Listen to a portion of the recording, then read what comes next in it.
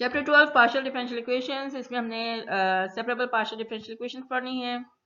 आपको पता है पार्शियल डिफरेंशियल इक्वेशंस क्या होती हैं। ऐसी लीनियर डिफरेंशियल इक्वेशंस, ऐसी डिफरेंशियल इक्वेशंस जिसमें दो या दो से ज़्यादा इंडिपेंडेंट वेरिएबल्स होते हैं। यहाँ हमारे पास एक्स और वाई इंडिपेंडेंट वेरिएबल्स हैं और हम इसे पार्शियल के सिंबल से, इसमें जो डेरिवेटिव्स होते हैं उसको पार्शियली डिनोट करते हैं, इस सिंबल से डिनोट करते हैं। और हमारे पास इसकी जो एप्लीकेशंस होती हैं, ये मैंने यहाँ पे एक second order differential partial differential equation ली है और इसकी जो एप्लीकेशंस हैं वो हैं, ये बाउंड्री वैल्यू प्रॉब्लम है और इनकी जो एप्लीकेशन होती हैं वो टेम्परेचर डिस्ट्रीब्यूशन वगैरह में होती हैं।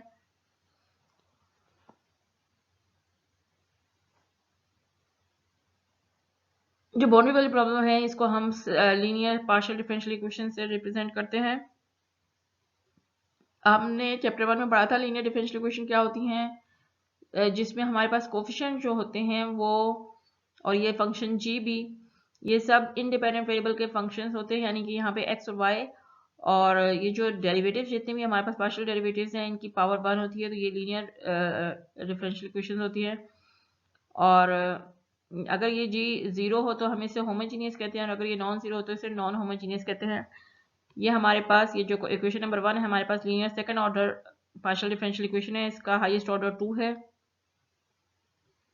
ये होमोजीनियस डिफरेंशियल इक्वेशन है, ये नॉन होमोजीनियस डिफरेंशियल इक्वेशन है। इस सोल्यूशन जो linear partial differential equation number 1 है उसका सोल्यूशन जो है वो एक फंक्शन होगा एक्स वाई का। एक्स वाई यहाँ पे इंडिपेंडेंट वेरिएबल्स के तौर पे यूज हो रहे हैं और जितने भी इक्वेशन में पार्शियल डेरिवेटिव्स है वो सारे के सारे ये सेटिस्फाई करता है और इसका जो सोल्यूशन है वो एक्स वाई प्लेन में कहीं पे एग्जिस्ट करता है। अगर ये और इसके पार्शियल डेरिवेटिव सारे एग्जिस्ट करते हों और जो उस इक्वेशन में है वो उस एग्जिस्ट करते हों और उसे जब इस इक्वेशन में पुट किया जाए तो ये सेटिस्फाई हो जाए, लेफ्ट हैंड साइड और राइट हैंड साइड इक्वल हो जाए, तो हम कहेंगे कि ये इसका सोल्यूशन है।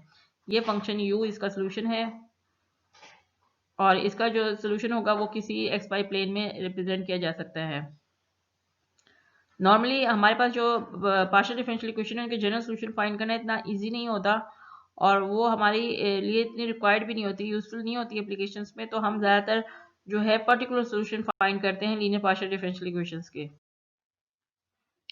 यहाँ पे हमारे पास एक मेथड है सेपरेशन ऑफ वेरिएबल, सबसे सिंपलेस्ट मेथड है जिसमें हम इसका सोल्यूशन फाइंड करते हैं पार्शियल डिफरेंशियल इक्वेशन का। हम सपोज करते हैं ये जो हमारे पास सोल्यूशन है ये हमारे पास product of x and y है जो कि हमारे पास इंडिपेंडेंट फंक्शन है, और फिर हम इनके डेरिवेटिव्स जो हैं वो ऑर्डिनरी डिफरेंशियल इक्वेशन के लिहाज से करते हैं। जैसे पार्शियल यू और पार्शियल एक्स है तो एक्स का डेरिवेटिव लेंगे, एक्स प्राइम हो जाएगा, वाई वैसे लिखेंगे। इसी तरह पार्शियल यू और पार्शियल वाई है तो वाई का डेरिवेटिव लेंगे। इसी तरीके से अगर पार्शियल स्क्वायर यू और पार्शियल एक्स स्क्वायर है तो एक्स का डबल डेरिवेटिव लेंगे, और पार्शियल स्क्वायर यू और पार्शियल वाई स्क्वायर है तो वाई का डबल डेरिवेटिव लेंगे।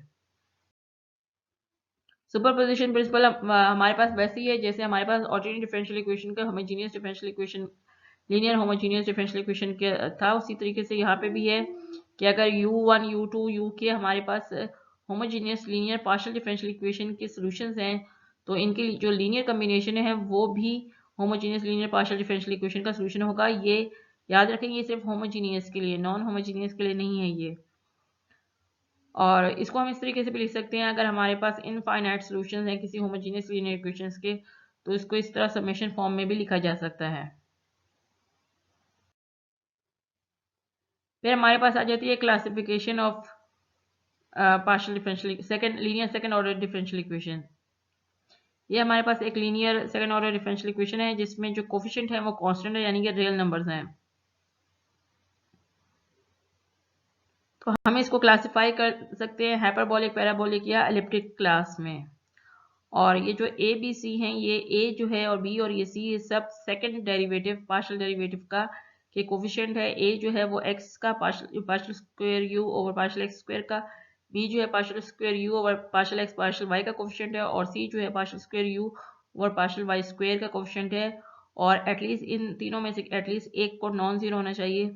तो फिर हम ये फाइंड कर सकते हैं कि ये हाइपरबोलिक है या पैराबोलिक या एलिप्टिक है। हाइपरबोलिक तब होगा जब b square minus four a c greater than zero हो, पैराबोलिक तब होगा जब b square minus 4ac equal to 0, elliptic तब होगा जब b square minus 4ac less than 0। वैसे ये डिस्क्रिमिनेंट को भी शो कर रहा है। यहाँ पे हमारे पास एक एग्जांपल है। यहाँ पे हमें पता है कि a जो है वो 1 है, b जो है वो यहाँ पे नहीं है, तो b 0 है और c -1 है।